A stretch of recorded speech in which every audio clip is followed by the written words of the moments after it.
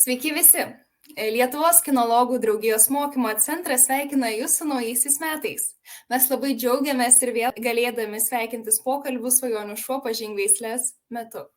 Tai pokalbiai, per kuriuos iš patyrusių veisėjų, teisėjų, veislės entuziastų, veterinarų išgirsite pristatymus jų mylimų veislių. Lietuvos kinologų draugija tikisi, jog šie pokalbiai padės ne tik geriau pažinti mūsų augintinius, bet ir išsirinkti savo svajonių veislę šuns dar neturintiems. Mes taip pat kviečiame apsilankyti draugijos svetainėse www.kinologija.lt bei mesiršunis.lt. Čia jūs rasite ne tik kitų veislių pristatymus, bet ir įvairios kinologijos entuziastams naudingos informacijos. O šiandien mes išgirsime apie nedidelius, bet visgi ypač žavingus šunis. Tai yra trumpaplaukius taksus. Šiandien žiniomis bei patirtimi apie šią veislę pasidalins veislyno Marselio kompanija savininkė Skaiva Jasevičiūtė. Sveika, Skaiva. Labas vakaras. Mes labai džiaugiamės, kad šiandien esate su mumis ir labai dėkojame, kad sutikote papasakoti apie šią nuostabią veislę. Apie taksus aš galiu kalbėti labai daug, labai ilgai, tai aš irgi džiaugiuosi, kad jūs mane pakalbinot ir su mielu noru papasakosiu viską, ką tik žinau. Tai šiandien tikrai turėsime progą pakalbėti daug. Tai ir tada galime pradėti nuo taksų istorijos. Taigi, kokiagi šių šunų kilmė? Juk sakoma, kad jie iš tikrųjų lydi labai graži senovinė legenda. Taip, legenda yra legenda, kad požemio dvasios labai susižavėjo šuniukais gyvenančiai žemėje ir norėjo tos šuniukus pasiimti pas save. Dėl to iš požemio tos šuniukus pakvietė pas save ir tie šuniukai atbėgo, bet žmonės gyvenantys žemės paviršiuje nenorėjo tų nuostabių šunų atiduoti, dėl to paėmė juos už galinių kojyčių. Požemio dvasios juos tempė pas save, žmonės tempė pas save, taip išsitempė ilgas taksas, bet visgi žmonės laimėjo ir šuniukai liko žemės karalystėje, bet liko va tokio ilgo formato ir tokie ištempti. Tai čia tokia yra labai sena, labai graži legenda, o pati istorija šiaip yra labai paprasta, nes taksai tokie kaip taksai atsirado jau gal 15 amžiuje. Tai buvo medžiokliniai šunys, aišku, jie atrodė tuo metu absoliučiai visiškai kitaip nei dabartinė mūsų įprasta akiai taksų veislė. Ir apie 1880 metus taksų kilmės šalyje Vokietijoje, nes tai yra vokiečių šunys, buvo pirmą kartą aprašyta šita veislė. Pirmą kartą aprašyta šita veislė 1888 metais buvo patvirtintas pirmasis taksų veislės klubas, o 1890 metais buvo patvirtintas pirmasis takso veislės standartas. Tai šiaip grubiai taip skaičiuojant, nepaisant to, kad nuo 15 amžiaus jau buvo labai panašus medžioklėje naudojami šunys kaip taksai, pati veislė oficialiai skaičiuoja tik 144 maždaug metus. Tai negali sakyti, kad labai sena veislė. 144 metai taksams yra nesuper daug, bet per tuos metus šita veislė, manau, kad išsigrynino. Nuo standartinių taksų atsirado nykštukiniai taksai, po to Europoje buvo patvirtinta veislė, nes Amerika ir Anglija neturi, bet Europa turi triušinius taksus. Triušiniai taksai buvo labai įdomi istorija triušinių taksų, nes Vokietijoje atsirado laukinių triušių antplūdis, tiesiog jų buvo žiauriai daug ir buvo reikalingi šunys, kurie galėtų tuos triušius sumedžioti. Standartai į triušių urvus netilpdavo.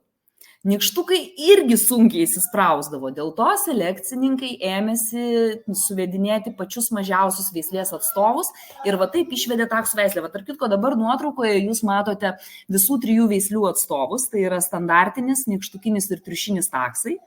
Matote, kuo skiriasi jų dydžiai ir kaip jie skiriasi vienas nuo kito.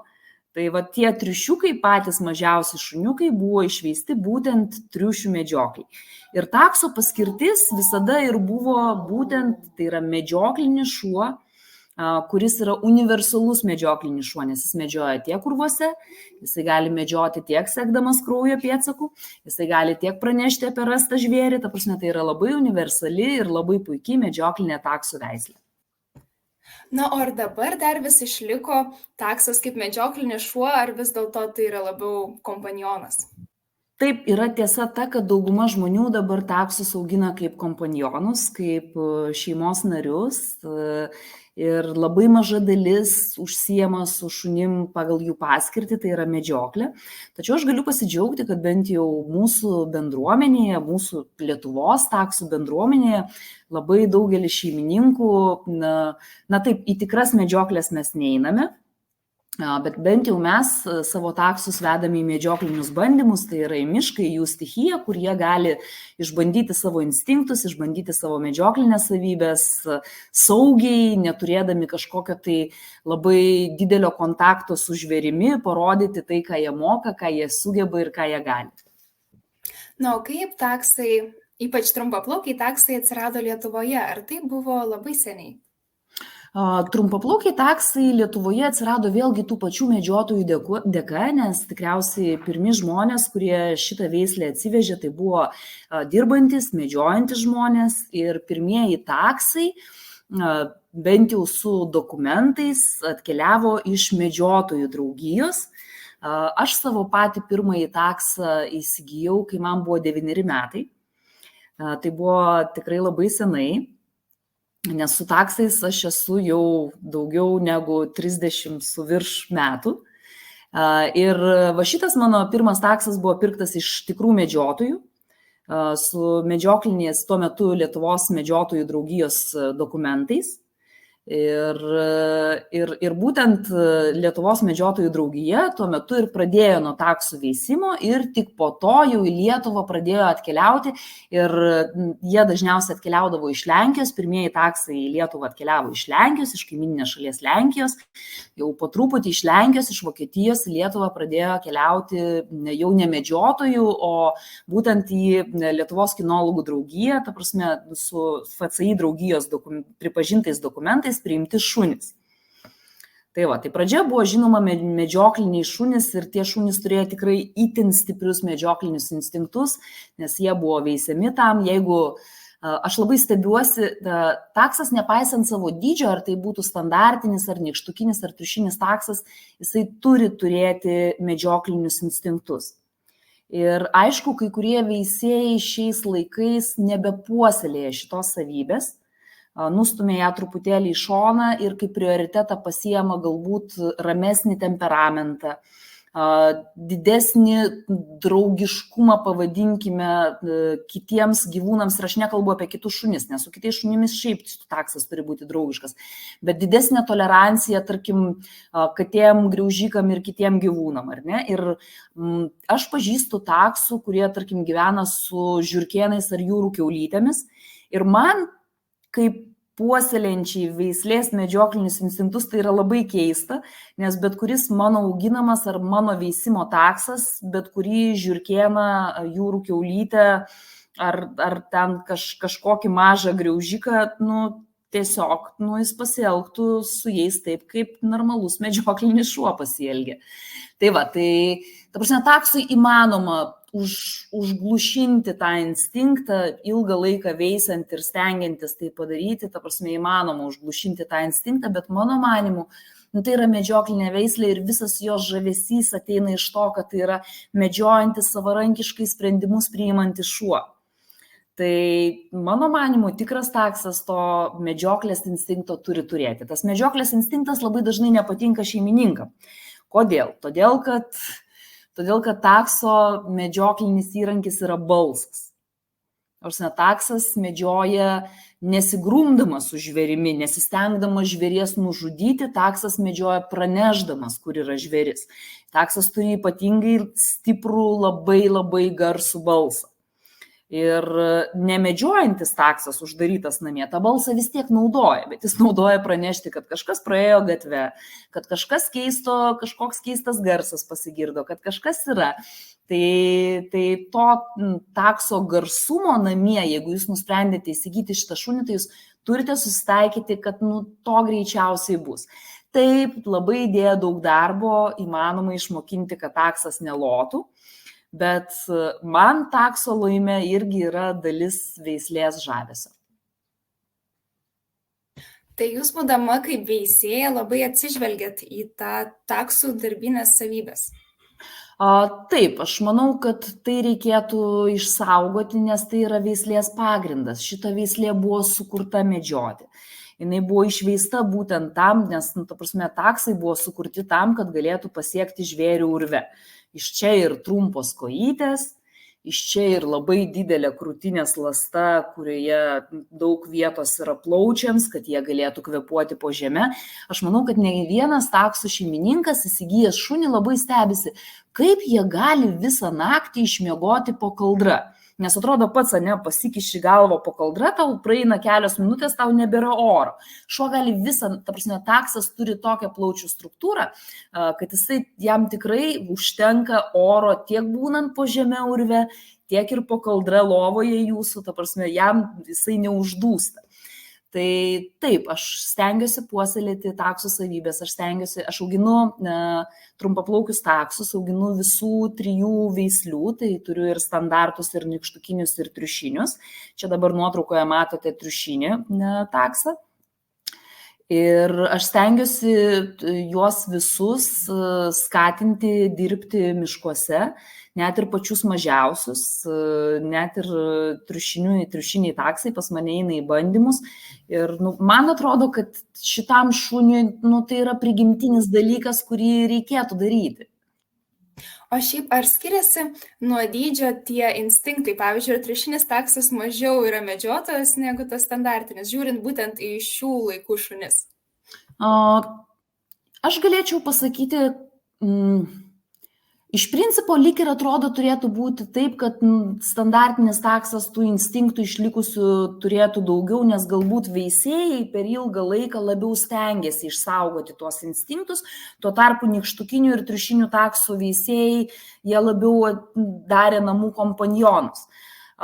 Bet aš pažįstu per savo ilgą laiką kinologijoje tikrai nuostabių triušinių šunų, kurie fantastiškai dirbdavo ne tik sekant kraujo pėdsakų, bet jie fantastiškai dirbdavo urvuose. Ir tai yra net labai gražu pažiūrėti, kai toks mažas šuo savyje turi tiek drąsos, tiek ryžto, tiek energijos ir šitiek draivo to vadinamo. Tai man atrodo, kad visi veisėjai turėtų nepamiršti, kad jie turi medžioklinius šunis ir skatinti tas medžioklinės savybės kaip įmanoma daugiau, kad ir, aš suprantu veisėjus, jos nepatogios yra žmonėm, kurie augina šunis namie. Jos nėra labai patogios, bet šuniui pačiam daryti tai, kas jam prigimtinai yra suteikta, jam yra labai malonu. Ir aš labai džiaugiuosi, kad mano šunys namie yra pakankamai ramūs naminiai šunys, bet kai aš juos išvežu į mišką, jie visi tiesiog, jie pražįsta, jie atsigauna, jie jaučiasi toje vietoje, kur jie turėtų būti. Ir net ir tie patys mažiausi triušiukai, kurie galbūt atrodo, gal prisibijo kažkokio svetimo žmogaus, miške jie atranda vos ne savo tą tikrąjį aš, kur galvoju, aš gavau kraujo pėdsaką, tam kraujo pėdsakė gale bus kažkoks apdovanojimas, aš turiu jį kuo greičiau surasti. Ir kai tu matai tą šunio užsidegimą, man pačiai dėl to labai labai smagu yra. Bet būna šeimininkai, kurie pabando vieną kartą tos pačius kraujo bandymus ir po to daugiau to nebekartoja. Šuo tampa visiškai miesto šunimi, tik gyvena bute, vaikšto mieste. Tai kaip yra geriau, ar leisti vieną kartą pabandyti, arba jau jeigu žinai, kad daugiau to nebedarysi, tai jau geriau tada ir net nemėginti? Aš nežinau, aš pabandyti leisčiau visų pirma, ne kiekvienas šuo užsidega taip labai stipriai. Gali būti, tikrai būna, kad šuo ir nelabai susidomi tais kraujo bandymais, bet nepakenksit tikrai šuniui, nuveždami jį į mišką ir leisdami išbandyti savo prigimtinės savybės. Nepatiks labai, nepatiks, tada užsiimkite, taksas nenumirs nenuėjęs į mišką ir nemedžiojęs, bet taksas yra šuo, kuriam vis tiek reikėtų kažkokios tai protinės iškrovos ar protinės veiklos. Aš visada sakiau, kad šiaip taksas yra nuostabi veislė, nes jis labai prisitaiko prie savo šeimininko. Nors jeigu šeimininkas yra tingesnis, jisai su tavim pagulės ant sofos. Jeigu šeimininkas yra aktyvesnis, jisai gali eiti 10 km žygius ir nepavargti net ir bėgdamas ant savo trumpų kojyčių. Aišku, visiškai pasodinti taksą ant sofos yra negerai, nes jis tada tiesiog neturėdamas fizinės veiklos tuks, o tada mes prieisime prie sveikatos problemų, apie kurias irgi tikriausiai pašnekėsime su jumis šio pokalbio metu. Tai nepadarysi didelės nuodėmės, ir manau, kad pripažinkim tiesą, apie 90% taksų šeimininkų neina ir neužsiminėja su jais miške. Tai tiesiog yra namų šunys, kurie gyvena laimingą namų gyvenimą ir nuo to nėra kažkokie tai labiau nuskriausti. Bet jeigu jūs turite galimybę, tai tiesiog nuvežkite tą savo taksą į mišką bent vieną kartą, pamatyti, kaip taksas tampa visiškų karžygių staiga iš naminio šuniuko. O šiaip, kaip manote, kodėl žmonės taip pamilo taksus ir kodėl jūs juos pamilote? Ar čia būtent dėl tos medžioklės instinkto, ar dėl ko? Taksai yra labai įdomi veislė dėl to, kad taksai niekada nebuvo tokiam populiarumo tokioje viršūnėje, kaip tarkim šiuo metu yra pudeliai, ar ne? Ir ypatingai raudonos spalvos pudeliai šiuo metu išgyvena pas mus visišką renesansą, ar ne? Taksai niekada nebuvo tokie populiarūs kaip Yorkšyro terjerai ar kokie Maltos bišonai, bet taksai visada laikėsi tokioje neutralioje, mėgiamoje žmonių veislių sąraše. Ta prasme, ne pirmosiose vietose, bet manau, kad 10-tuke arba 15-tuke jie visada buvo. Kodėl? Todėl, kad tai yra, visų pirma, tai nėra dideli šunys. Visų antra, jie nėra dideli, bet jie jaučiasi. Dideli tai nėra, ta prasme, tu nusipirki taksą, tu nesijauti kaip su kišeniniu šuniuku gyvendamas. Taksas įsivaizduoja, kad jis yra žiauriai didelis šuo, žiauriai protingas, žiauriai savarankiškas, žiauriai didelis, bet tuo pačiu jis yra kompaktiškas ir patogus. Takso nėra sudėtinga priežiūra, ypatingai trumpaplaukio takso. Galbūt ilgaplaukiai, šiurkščiaplaukiai, taip, jie ten su kailiu reikalauja truputėlį daugiau. Įsikišimo trumpaplaukiai nereikalauja beveik nieko. Beveik iš vis nieko. Tai yra patogų šunis, tai yra prisitaikantis, kaip jau minėjau, prie šeimininko šunis. Jie labai greitai pagauna šeimininko ritmą, šeimininko gyvenimą, jie labai greitai prie to prisitaiko. Taksai yra savarankiški šunis, taksai yra juokingi šunis. Mes visada juokdavomės, kad taksas yra veislė, kuri yra apdovanota humoro jausmu. Nes kartais, atrodo, tie šunys specialiai stengiasi padaryti kažką, kad tave pralinksmintų. Bent jau mano šunys tai daro nuolatos. Ir tikriausiai šios savybės patogumas, pakankamai gera sveikata, pakankamai lengva priežiūra ir padaro tos taksus tokius pusiau populiaria veisle, pavadinkime taip. Tiesa, įdomi istorija sako, kad Pirmojo ir Antro pasaulinio karo metais taksam buvo iškilusi labai reali grėsmė. Juos, kadangi tai buvo karas, tai buvo vokiečių sukeltas karas, taksai yra vokiška veislė, taksus naikino. Ir naikino tiek, kad šunis užmušinėjo tiesiog gatvėje. Nes taksas siejasi su viskuo, kas yra vokiška. Buvo daromos karo metu karikatūros pašiepiančios taksus. Tas Wiener Dog buvo, ta prasme, baisiausias dalykas. Taksus tiesioginė, ta prasme, žudė. Ir ta veislė buvo ant išnykimo ribos. Aš nežinau, ar mano šitie duomenys yra visiškai tikslus, bet kiek aš skaičiau, bent jau Jungtinėse Amerikos valstijose, po karo liko 26 taksai, iš kurių buvo atkurtas visas veislės genofondas. Vokietijoje, aišku, vokiečių veisėjai irgi stengiasi, irgi atkūrė visą veislės genofondą ir jau po karų taksas truputėlį atgimė vėl kaip mėgstamas šuo. Tai aš labai džiaugiuosi, kad šitą veislę neišnyko, nes dabar neturėčiau kuo džiaugtis. Bet taip, taksai visais laikais buvo populiari veislė dėl savo paprastumo. O štai minėjot medžioklės bandymus, šiaip naminį šunį, o ar dažnai juos matome įvairiose sporto šakose, kaip agility ar obedience? Aš turiu pažįstamą, kuri turi taksą vardu Topas.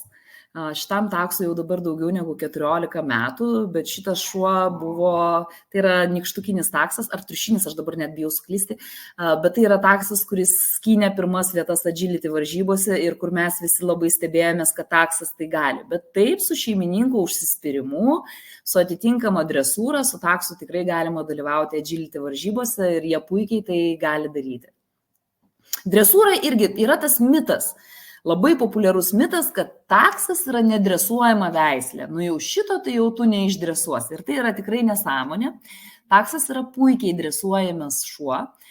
Tiesiog taksas, skirtingai negu, pavyzdžiui, aviganiai, ar ne, kurie labai yra stipriai orientuoti į šeimininką. Jie visada žiūri į šeimininką, tarsi sakydami, na, ką man dabar padaryti? Pasakyk man ir aš padarysiu. Tai taksas yra tas, kuris žiūri į šeimininką ir galvoja, okei, o galim aš to nedarysiu? O gal galim aš tai padarysiu rytoj? O dabar šito negalima? O tu tikras, kad šito negalima ir po 5 minučių? O tu tikras, kad šito negalima ir kai tu esi sočiai pavalgęs ir laimingas? O tu tikras, kad šito negalima ir tada, kai tu grįžai po gero koncerto? Ta prasme, taksas nuolat tikrina ribas savo ir šeimininko. Ir jeigu šeimininkas, ką dažnai labai daro, kokią klaidą taksų šeimininkai, jeigu šeimininkas truputėlį tik tais apsileidžia, taksas visada lipa ant galvos, nes jis yra protaujantis šuo ir savarankiškai sprendimus priimantis šuo. Mes vėl grįžtame į medžioklės, ta prasme, veislės medžioklės paskirtį. Taksas nėra šuo, kuris dirba pagal komandą medžioklėje. Taksas medžioklėje dirba savarankiškai. Jis turi pats savarankiškai įlysti į urvą, pats savarankiškai surasti žvėrį, pats savarankiškai priimti sprendimą, kaip su tuo žvėriu elgtis ir pats savarankiškai išvaryti iš urvo. Ta prasme, šeimininkas nedalyvauja takso medžioklėje komandomis. Dėl to taksas yra savarankiškas šuo, kuris sprendimus priima visada savarankiškai. Ir jisai gali sakyti, okei, tu man davei komandą, o kokia man iš to nauda? O naudos nėra, o va tada ir nenoriu. Bet, ta prasme, įdėjus pastangų, taksą išdresuoti tikrai įmanoma ir aš esu, ta prasme, labai laiminga, nes mano išveistų šunų šeimininkai užsiima dresūrą ir kai man atsiunčia video 5 mėnesio šuniukų, kuris jau atlieka absoliučiai visas pagrindinės komandas ir daro tai su dideliu noru, tai matosi, kad tas taksas tikrai yra dresuojamas šuo. O tai kaip tada turėtų vykti ta dresūra, ta kasdienybė, kad taksas kaip samprotaujantis šuo, jis netaptų namų viršininku, nes susamprotautų, kad dabar jis yra svarbiausias? Jisai gali susamprotauti, kad jisai yra svarbiausias, bet tiesiog taksui labai aiškiai reikia nubrėžti ribas. Jeigu negalima kažko, tai negalima visada. Nes nėra taip, kad, pavyzdžiui, negalima maisto nuo stalo, bet šiandien duosiu. Viskas, ta prasme, čia tikriausiai ir bet kokiam šuniui būtų viskas, žinai. Prasme, taksas turi aiškiai žinoti savo ribas ir taksas neturi pajusti, kad tu labai dvejoji. Nes jeigu taksas pajaučia, kad tu dvejoji, jis sako, okei, štai proga tavim truputėlį pamanipuliuoti. Ir aš būtinai tą padarysiu. Taksas komandas turi gauti užtikrintų balsų, kad jam nebūtų dvejonių, kad gal tu tuo persigalvosi. Greičiausiai persigalvos, gal aš pas tave ir neateisiu, nes dabar neturiu noro jokio ateiti. Bet jo, su taksais būna iššūkiai, žinokite, ir aš taksus auginu jau daugiau negu 30 metų ir aš vis dar susiduriu su apkurtusiais taksais, kaip aš vadinu, žinai, kad šuo staiga man apkursta, atrodė klauso, va staiga šuo ėmė ir apkurto ir ką tu jam padarysi dabar tokio. Na taip, taksai neduoda tau atsipalaiduoti tikrai niekada. Vis dėlto labai nenoriu dar paleisti to instinkto medžiojimo. Sakoma, kad jeigu turi taksą, tai būtinai visas kiemas bus išraustas. Ar tai yra tiesa? Tai yra pusiau tiesa. Vėlgi, aišku, tu gali pradėti dresuoti savo šunį nuo mažens ir drausti jam tai daryti. Ir tai yra tikrai įmanoma padaryti. Yra žmonių, kurie neleidžia savo šunims rausti, neįtvirtina šito dalyko, šito elgesio modulio ir turi gražias pievas. Mano pieva asmeniškai atrodo tragiškai, nes aš savo laiku nepadariau namų darbų Ir iš mano, aš namie auginu 7 taksus šiuo metu, iš mano 7 taksų nerausia tik 2. 5 rausia. Ir kažkaip aš paaukojau savo pievą, nes aš matau, kiek smagu jiem yra tai daryti ir kiek jiem malonumo tai suteikia. Tai tebūnie aš kas savaitę einu užsikasinėti duobių ir iš naujo sodinti žolės, bet aš leidžiu jiems pasimėgauti.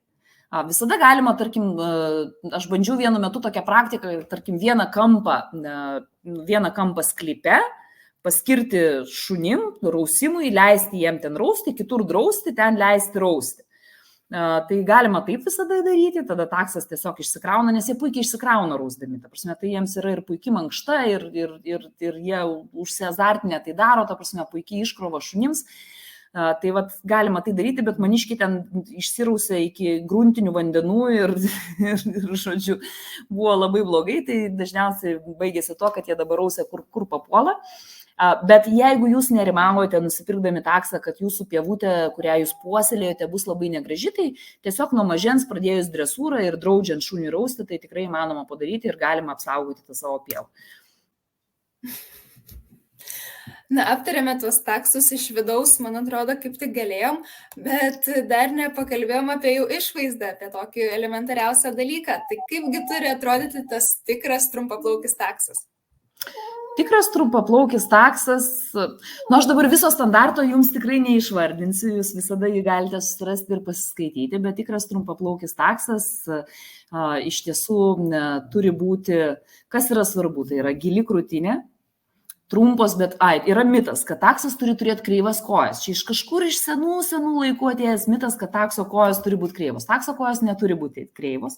Takso kojos turi būti tiesios, paraleliai stovinčios, tiek priekinės, tiek galinės, puikiai išreikšti galiniai ir priekiniai kampai, gili krūtinė, kurioje tilptų kvėpuojantis plaučiai ir visi kiti kūno organai, puikiai viršaus linija, neišgaubta, neįgaubta, tiesi viršaus linija, gražus juosmuo irgi nepernelyg įgaubtas, gražiai išėjęs kaklas, puikiai neper aukštai statytos ausis, graži pailga galva su neper stipriai išreikštų stopų, gražiai statytų uodega. Dieve, galėčiau vardinti, bet čia būtų, kad vėl skaitau visą takso standartą.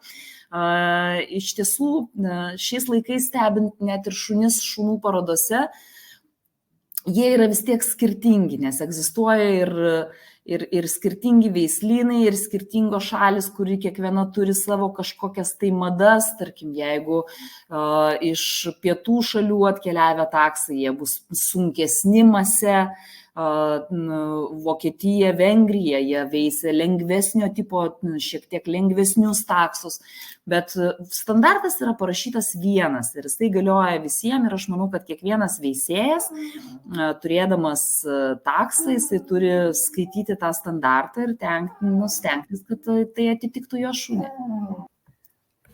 Tai o kaip yra su taksų spalvomis, kokios jos iš vis yra ir kokios pasitaiko dažniausiai?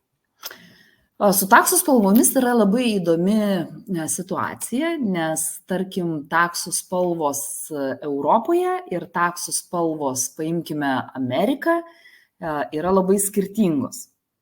Ir viena, ką leidžia mūsų FCI sistema taksuose, kita, ką leidžia American Kennel Club. Pas mus, paimkime Europą, tarkim, FCI sistemą, tai pagrindinės taksų spalvos, aš dabar šnekėsiu tik apie trumpaplaukius taksus, tai pagrindinės taksų spalvos yra juoda su įrūdžiu, šiuo metu ekrane matote rudą su įrūdžiu, kitaip dar vadinama šokoladinį taksą, čia liaudiškai vadinama šokoladinis taksas, taip pat yra raudi taksai, kurie neturi visiškai jokio įrūdžio, yra tiesiog visas šviesiai rudas šuo.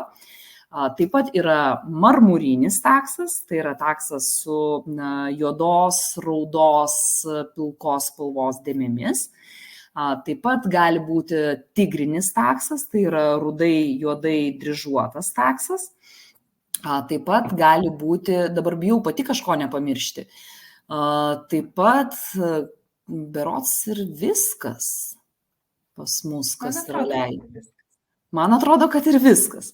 Nes Amerikoje ten pradėkime nuo baltų taksų, vadinamų Peeble taksais, baltai dėmėtų, kas pas mus yra visiškai draudžiama. Izabela taksai, tai yra pilkas taksas, visiškai pilkos spalvos. Dar ten kažkokiu tai yra taksų, kurie nėra leidžiami. Pas mus tie tokios pagrindinės spalvos yra kelios vadinamos klasikinės, kurios yra leidžiamos ir aišku, žmonėms visada norisi įsigyti kuo retesnės spalvos taksą, kuo įdomesnės spalvos taksą. Ir ta įdomesnė spalva galbūt Lietuvoje šiuo metu būtų tigrinis taksas arba tas pats marmurinis vadinamas taksas, kuriuos galim įsigyti, tiesa jų nėra daug, bet jau po truputį populiarėja šitos veislės, nes kai aš pradėjau dirbti su taksais, tai net tų pačių šokoladinių, kuriuos dabar matote ekrane, Lietuvoje beveik nebuvo. Ir mano parsivežtas taksas buvo vienas iš pirmųjų šokoladinių taksų, nuo kurių ir prasidėjo šitos spalvos mada. Tai o gal, Skaiva, pristatytumėt, kas čia yra pas jūs ant rankų? Kas prisijungia prie mūsų pokalbio? Ant rankų prie mūsų pokalbio prisijungia Sigutis. Sigutis yra mano jauniausias taksas, tai yra triušinis taksas. Tai yra puikus interčempionas ir šiaip parodų nugalėtojas, kuriam yra 3 metai. Ir šiaip labiausiai tikriausiai išdykęs taksas mano namuose, kuris yra pridaręs daugiausiai visokių bėdų. Taigi puiku, mes susipažinome su Sigučiu, pakalbėjome apie išvaizdą, na ir galime pereiti prie ne ką mažiau svarbaus aspekto, tai yra sveikatos. Ar yra šioje veislėje negalavimų, kurie pasitaiko dažniausiai? Taip, labai gaila, bet yra. Ir apie kurias, manau, turėtų žinoti visi, kurie planuoja įsigyti šitos veislės šunį. Tai visų pirma, pradėkime nuo pagrindinės taksų ligos, tai yra tarp slankstelinių diskų liga, kitaip dar vadinama stuburo išvarža. Tai ši liga aš visada vadinu, kai šuniuką iš manęs įsigyja žmonės, aš vadinu, kad tai yra loterija. Aišku, ji gali būti nulemta kažkiek genetinių savybių, kažkiek priežiūros, tarkim, jeigu jūs labai nutukinsite savo taksą, tai apkrausite jo stuburą papildomų svorių ir ta liga gali labiau išlysti, bet šiaip dažniausiai tai yra loterija. Arba tu turi tą išvaržą vadinamą, arba jos nėra. Bet kad jį pas taksus pasitaiko pakankamai dažnai, tai yra tiesa. Šiais laikais su dabartinė mūsų veterinarijos medicina, ačiū Dievui, šią ligą pasidarė lengviau įveikti, kartais užtenka konservatyvaus gydymo vaistais, kartais padeda tiesiog vaistai, kartais prireikia operacijos, kurios metu vėl gali būti, kad šuo tampa kaip naujas, sėkmingos operacijos atveju šuo vėl puikiai vaikšto. Šita liga dažniausiai pasireiškia tuo, kad tiesiog šuniui paralyžuoja galinės kojas. Kartais, jeigu išvarža yra kitoje stuburo vietoje, gali paralyžuoti ir visas 4 kojas. Nors šeimininkai dažniausiai labai išsigąsta, bet tai yra pagydoma. Šiais laikais tai yra jau pagydoma ir mes turime Lietuvoje vis daugiau ir daugiau gerų specialistų, kurie ne tik puikiai diagnozuoja, ačiū Dievui yra ir dabar MRT tyrimai, kurie gali puikiai diagnozuoti šitą ligą ir sėkmingai atliekamos operacijos, kurios padeda pasveikti. Mano namuose auga 14 metų taksas, Versalis, jam buvo 4 metai, kai jam nutiko šita problema. Jam buvo visiškai paralyžavę galinės kojas, bet sėkmingos operacijos dėka jisai atsistojo ir dar po operacijos 10 metų puikiai laksto ir puikiai viskas jam yra. Tai va čia yra pagrindinė greičiausiai taksų sveikatos bėda, apie kurią reikėtų greičiausiai visiems veisėjams įspėti, įsigyjant taksų veislės šunį, kad šita bėda gali nutikti ir kaip ją atpažinti ir kaip teisingai kreiptis pagalbos ir gauti teisingą gydymą. Taip pat taksam būdinga akių liga katarakta, bet jeigu jūs perkate šuniuką iš gero patikrinto veisėjo, tai šunų tėvai bus patikrinti nuo šios ligos ir jos dažniausiai pakanka išvengti. Šiurkštukai taksai turi epilepsijos formą laforą, kuri irgi dabar yra tikrinama tyrimais ir irgi jos stengiamas išvengti, atrenkant teisingus individus veisimui. Dar vienas dalykas, taksai tiek gal standartai daugiau vyresnėme amžiuje linkę turėti širdies problemų. Dėl to visiems taksų šeimininkams jau nuo kokių 8 metų amžiaus aš rekomenduoju nuvykti pas kardiologą pasitikrinti širdelę. Ir dar vienas labai svarbus dalykas, kad taksai yra linkę tukti. Ir jeigu jūs neribosite savo šuniui maisto, tai taksas labai mielai jį suvalgys visą, ką jūs jam pasiūlysite, tada jisai labai smagiai nutuks, o iš to nutukimo tada ir prasideda visos mano jau ką tik išvardintos lygos, ir ta pati stuburo išvarža gali išlysti, ir tos pačios širdies problemos, dėl to taksų svorį prižiūrėti yra labai labai svarbu. O yra dar kažkokia specifinė priežiūra, kuri yra galbūt būtinai reikalinga taksui? Specifinės priežiūros taksui, ne, mes visada juokiamės, nes aš su savo šunimis parodose jau esu daugiau negu 14 metų. Ir kai mano kolegos, kurie turi kitų veislių šunis prieš parodas, ten juos maudo ir ten visaip kaip ruošiasi, tai aš tiesiog susimetu į mašiną, nubraukiu nuo šuns dulkės ir laiku nukerpu nagus. Tai trumpaplaukis taksas tikrai nereikalauja jokios ypatingos priežiūros. Net ir maudyti jo dažnai nereikia, nes taksas neturi pokailio, jisai neturi absoliučiai jokio specifinio kvapo, ta prasme, tai yra šuo, kuris neturi to šuns povilnės kvapo. Jo kailis nelinkęs kaupti purvo, jis tiesiog, jeigu sušlampa, išdžiūna, nubyra visas. Taksas yra labai švarus šuo. Nepaisant to, taip taksas šeriasi, nes manęs dažnai klausia, ar šuo nesišeria, šeriasi. Taip taksas šeriasi, bjaurūs maži plaukučiai, kurie būna išsimėtę per visus namus, taip jie yra, bet tai tikrai nėra tiek daug priežiūros ir maudinių, ir ten kondicionierių, ir dar kažko reikalaujantį šuo. Priežiūra tikrai labai paprasta. Tai Skaiva, jūs paminėjote šunų parodas ir mano žiniomis pati esate labai didelė jų entuziastė. Papasakokite apie taksus parodose, tiek galbūt užsienyje, tiek Lietuvoje, kaip jiems juose sekasi ir dažnai juos ten matome. Jo, aš galiu pasakyti, kad viskas man prasidėjo nuo parodų ir tik po to aš tapau veisėja. Nes aš parodose pradėjau dalyvauti prieš 14 metų ir man ten pradėjo labai puikiai sektis. Mes iš ties laimėdavome labai daug prizinių vietų ir ne tik Lietuvoje, bet ir visoje Europoje.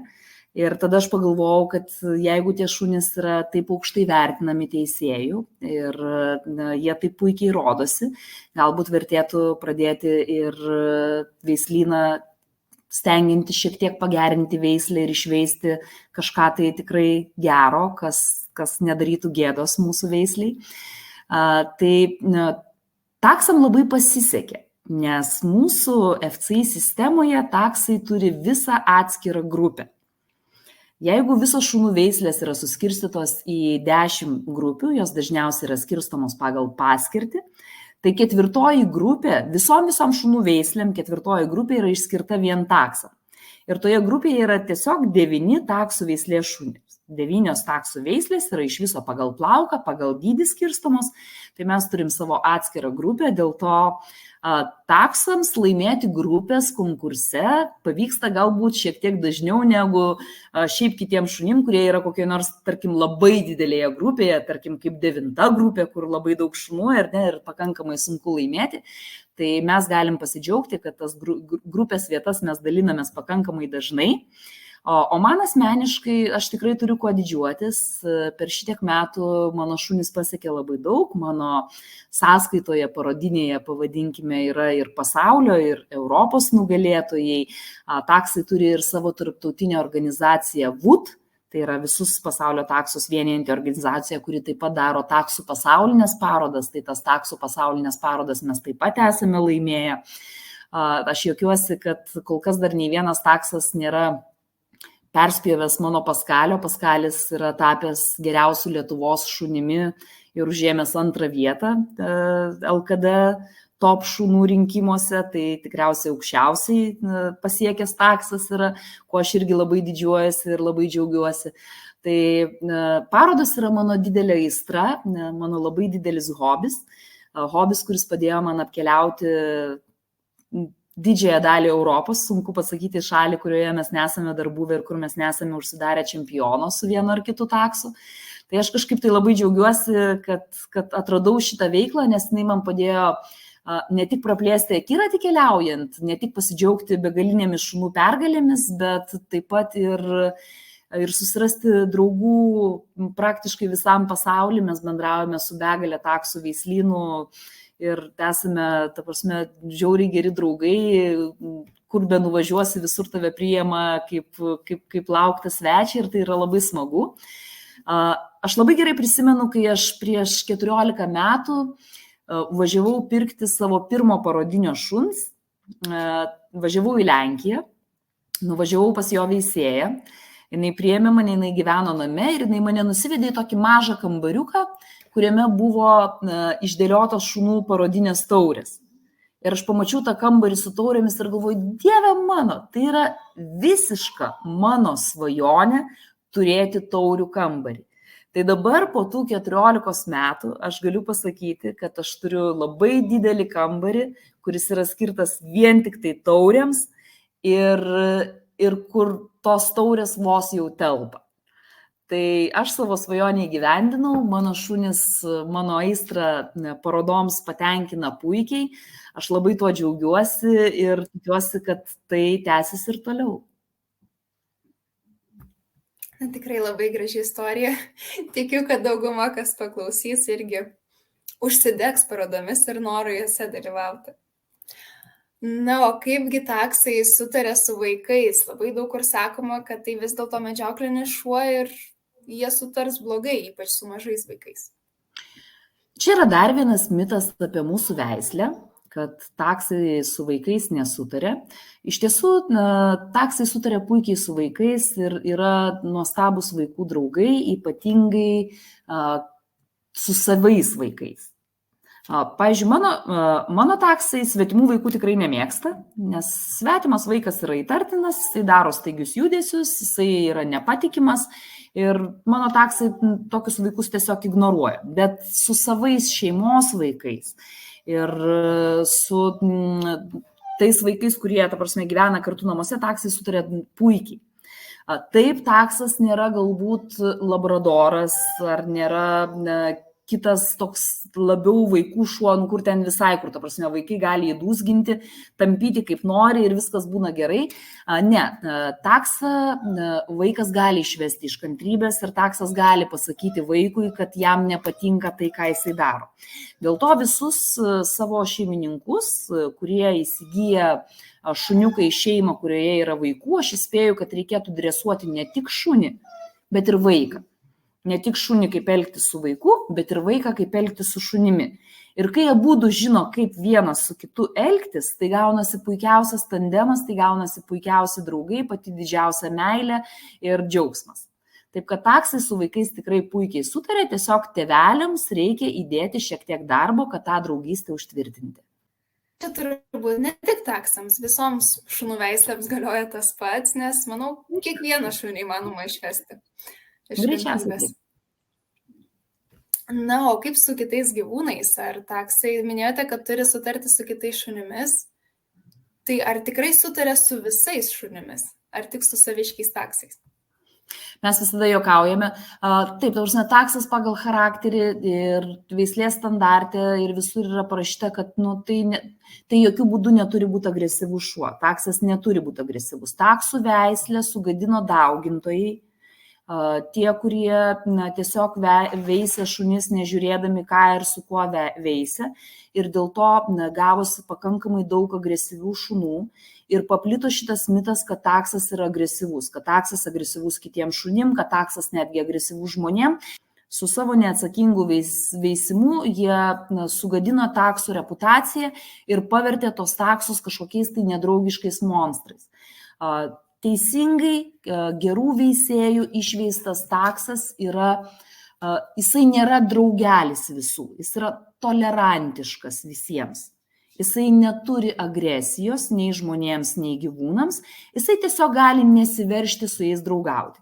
Mes kartais pajuokaujame, ta prasme, yra šitas, kad taksai yra šiek tiek rasistai, nes jiems labiausiai patinka bendrauti su taksais. Ir aš kartais netgi pastebiu ant savo šunų šitą dalyką, kad jie labai veržiasi pamatę kitą taksą bendrauti ir draugauti. Kitos veislės šunį jie prisileidžia šiek tiek atsargiau su tokiu truputėlį nepasitikėjimu. Agresijos kažkokios neturi būti pas taksą ir nėra, bet ta prasme tas nepasitikėjimas pas taksą ir atsargumas, jis yra visada, kad jisai ir svetimus žmonės irgi, tai nėra tas šuo, kur atbėga. Kartais būna, bet dažniausiai nėra, kad jis atbėga svetimam žmogui į glėbį ir puola bučiuotis. Jie ateina, jie apsiuosto, jie atsargiai visus prisileidžia, jie yra atsargesni, bet agresijos jie neturi rodyti ir nerodo. Na ir pabaigai galbūt toks smagesnis klausimas. Dažnai taksai vadinami dešrelėmis ir gauna kažkokias įdomias pravardės. Kokie yra smagiausiai epitetai, kuriuos jūs girdėjote, kalbant apie taksus? Oi, tai dešrelės, dešrainiai, sasiskos tos pačios, batonais netgi girdėjau, kaip mano šunis vadina. Šitie šunis, taip, jie turi šiek tiek karikatūriškai išvaizdą, neslėpkime to, ir juos tikrai mėgsta pašiepti, bet koldūnų mano šunį kažkada yra išvadinę, nežinau kodėl, gal buvo pastorėjęs kažkiek tai. Bet dešrainis greičiausiai dažniausiai yra sutinkamas, nes aš būna, kad mieste einu su savo šunim ir jau žiūrėjo kažkoks vaikas pirštų įbedęs, tipo, mama, žiūrėk, dešrainiai eina. Tai yra smagi veislė ir tie visi smagus apibūdinimai, manau, kad nei vieno takso dar niekada neįžeidė. Tai apibendrinant mūsų visą pokalbį, kokie būtų tie pagrindiniai dalykai, kuriuos būsimas takso savininkas turėtų apmąstyti prieš įsigydamas šios veislės šunį? Aš manau, kad ne tik takso, bet ir kiekvieno šuns savininkas, kuris įsigyja šunį, turėtų apsvarstyti vieną pagrindinį dalyką. Tai yra tai, kad jisai įsigyja šunį ne 1 metams. Takso gyvenimo trukmė yra dažniausiai 13-16 metų, tai yra vidutinis takso gyvenimo amžius. Ir kad visus šituos 13-16 metų jūs turėsite rūpinti savo augintiniu, nešti atsakomybę, kai jis bus jaunas ir kai jisai bus senas. Ir ypatingai, kai jisai bus senas. Tai yra pagrindinis dalykas. Kitas dalykas, ką turi žinoti takso savininkas, kad tai nėra žaislinis šuo. Tai yra rimtas šuo su rimtu charakteriu ir šuo, kuris, jeigu jūs užsileisite, tikrai užsilips jums ant galvos ir terrorizuos. Dar vienas dalykas, kurį turi žinoti, kad takso šeimininkas, kad jūs turite pirkti šunį iš patikimo veisėjo, nes tik tada jūs galite daugiau mažiau būti garantuotas, kad jūs gaunate stabilaus charakterio šunį. Nes aš jau kaip ir minėjau, daugintojai yra priveisę be galo daug agresyvų taksų ir man labai dažnai būna, žinokit, kai man parašo žmonės, kad oi, mes įsigijom taksiuką, o taksiukas dabar sėdė ant sofos, loja ant mūsų ir kanda ir mums neleidžia atsisėsti ant sofos. Taip, ir tai, žinokite, labai dažnas dalykas, taip labai dažnai nutinka. Arba, oi, mes nusipirkom šuniuką, aišku, sumokėjom 200 eurų, bet dabar mūsų šuniukas šiepia dantis ant mūsų vaiko. Ką mums daryti? Tai kad taip nenutiktų, kad šuniukas nešieptų dantų ant jūsų, kad šuniukas nešieptų dantų ant jūsų vaiko, tai aš jau minėjau, kad ir dresūra reikalinga, bet taip pat reikalingas atsakingas veisėjo pasirinkimas, kuris parinks jums šunį. Veisėjas netgi pagal jūsų šeimos charakterį šunį jums gali parinkti, ta prasme, norėsit ramesnio, norėsit aktyvesnio, kokią norėsit, tokį ir gausit.